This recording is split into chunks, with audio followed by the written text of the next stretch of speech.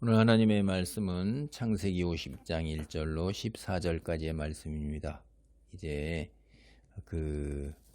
야곱이 죽고 요셉이 아버지를 장사 지내는 것입니다. 1절 보면 요셉이 그의 아버지 얼굴에 굽으려 울며 입 맞추고 그 수종드는 의원에게 명하여 아버지의 몸을 향으로 처리하게 하매 의원이 이스라엘에게 그대로 하되 40일이 걸렸으니 향으로 처리하는 데는 이 날수가 걸림이며 애굽 사람들은 70일 동안 그를 위하여 곡하였더라. 그러니까 아버지가 돌아가시니까 이제 아버지의 얼굴에다 굽으려서 울면서 입 맞췄죠. 왜 울었을까요? 죽었으니까 슬퍼서 울었을까요? 이게 한 많은 거예요. 굉장히 야곱이 운명하면서 떠나자 요셉은 하염없이 우는 거예요. 이게 그 전에 이제 형들을 만났을 때는 서러움이 복받쳐서 울었어요. 이 요셉이 울음을 여러 차례 울잖아요.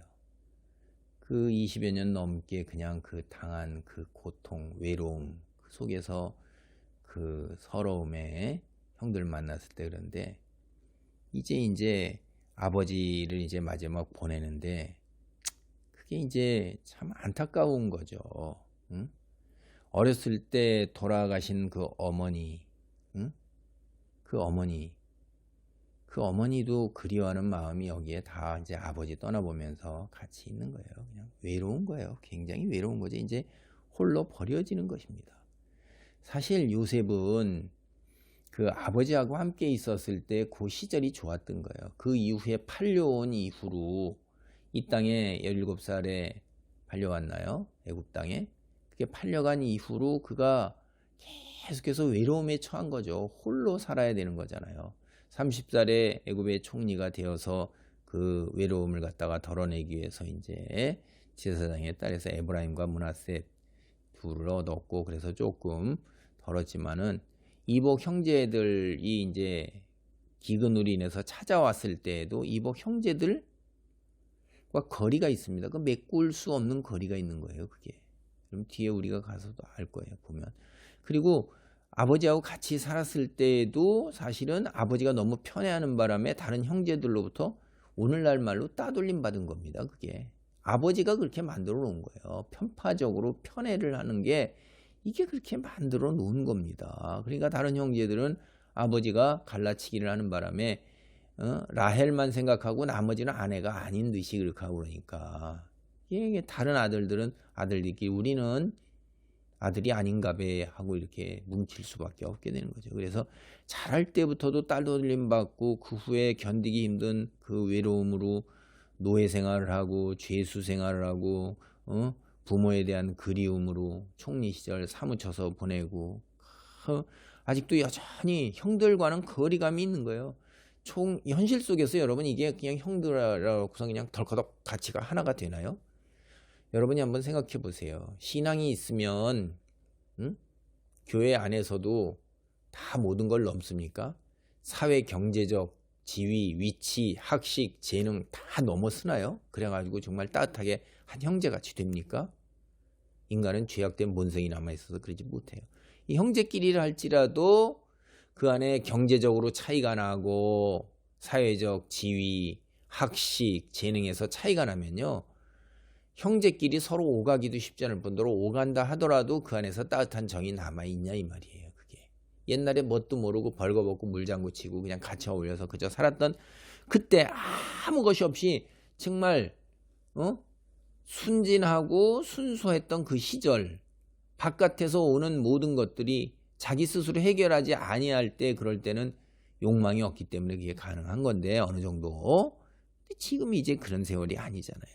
그러니까 한쪽은 총리요 한쪽은 그 그늘 아래 들어와서 살러 왔는데 자기가 지은 죄책감으로 계속해서 시달려 오는데 그 앞에서 어떻게 그렇게 하겠어요. 그게 하나가 되기가 어려운 겁니다. 현실로 잘 생각해 보세요. 현실 속에서도. 그러니까 요셉은 참 외로운 인생을 산 거예요. 굉장히 뭐 국무총리가 돼가지고서 뭐가 대단하게 세상 부귀영화 누린 것 같지만은 사실은 이렇게 해서 또 얼마 지나지 않아자 아버지가 다시 떠나잖아요. 아버지가 그나마 그 외로움을 만나고 난 다음에 그 채워줬던 건데 그 채워줬던 외로움, 응? 그마저 이제 떠는 거예요. 요셉은 다시 외로움이 또 시작되는 겁니다. 이게 언제 진정한 가족을 찾을 수 있을까요? 참 기가 막힌 거죠.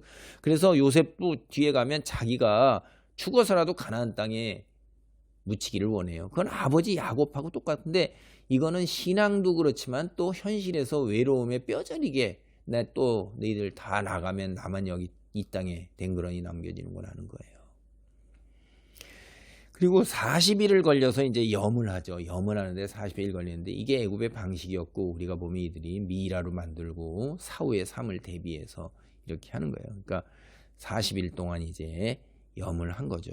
그래서 물론 이거 일반 사람들은 해당되는 거 아니에요. 돈 있는 사람들, 정치적 세력 있는 귀족들 이런 사람들이 이제 그 사후의 삶을 대비하는 종교적 이유예요. 이게 염을 하는데 이게 누가 기록 보면 당연히 종교적 이유에서 하니까 이스라엘의 그도 마찬가지지만은 이스라엘도 제사장들이 굉장히 힘을 썼잖아요. 이 나라 애굽도 제사장들이 힘을 쓰는 거예요. 제사장들이 왜 있어요? 종교적 이유 때문에 있잖아요. 그럼 이런 염은 종교적인 이유에서 불멸, 사후의 영생 뭐 이런 거를 바라는 건데 제사장들이 당연히 하는 거죠. 그런데 요셉이 자기 아내가 제사장의 딸입니다. 그래도 아버지를 거기다 맡기질 않았어요. 의원에게 일을 맡긴 겁니다. 염이 지니고 있는 종교적인 의미와 애굽의 그 종교적인 의미 따라가는 거를 거리를 두는 것입니다. 신앙인들은 이런 거예요. 이게 우리가 참 신앙을 지닌 사람들이 세상과 어떻게 조화와 균형을 이루면서 살아가야 하는가 하는 걸 지혜롭게 이런 데서도 배워야 되는 것입니다. 애굽 사람들이 이제 70일 동안 곡을 하는데 기록에 보면 70일 곡하는 거는 왕이에요. 왕이 죽으면 70일을 곡을 하는 거예요. 그런데 이 야곱의 죽음을 왕의 죽음처럼 애굽 사람들이 여기고 있는 것입니다. 이게 참 야곱은 죽은 후에 아들 요셉을 잘 두어서 최소한도의 자기의 뭐라 그럴까 위치를 차지하면서 세상 사람들로부터 존대를 받고 있는 것을 봅니다. 우리 주변 사람이 누구냐, 신앙이 얼마나 있느냐에 따라서 이렇게 세상 사람들조차도 그 사람들을 때로 경우에 따라서는 이렇게 존귀하게 대하는 것, 이런 것들을 우리가 알 수가 있습니다. 애굽 총리가 자기들을 죽음에서 구원해냈잖아요. 그 구원해낸 그것을 생각하면서 진정한 구원자 애굽 총리라 이 말이에요. 육체적으로 다 주변 세상 사람들도 다 양식사로 오는 걸 보면서 눈으로 다 보면서 자기들이 보니까 그런 거를 다 알고 그러는 거죠. 그래서 그 이해를 표하는 겁니다. 기도하겠습니다. 하나님 감사합니다. 요셉의 그 삶이 참 외로움 속에서 처절하게 살아간 삶이었다는 것, 하나님의 뜻을 이루기 위한 구원의 여정 속에서 한 사람은 그 고독 속에서 살고 외로움 속에서 살면서 그 하나님 구원 사역에 맡겨진 소임을 감당해야 하는 것을 봅니다.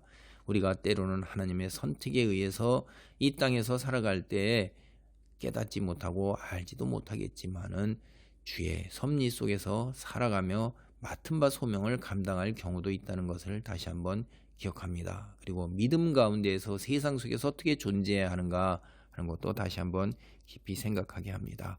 믿음으로 삶의 자리에서 빛을 발할 수 있도록 세상의 것을 향해서 세상의 것을 움켜쥐려고 나아가는 그런 어리석음을 범하지 않도록 성경 속에서 교훈을 얻고 가르침을 얻을 수 있도록 아버지 우리를 붙드시고 성령으로 아버지 우리의 눈을 열어 주옵소서. 감사하며 예수님의 이름으로 기도하옵나이다. 아멘.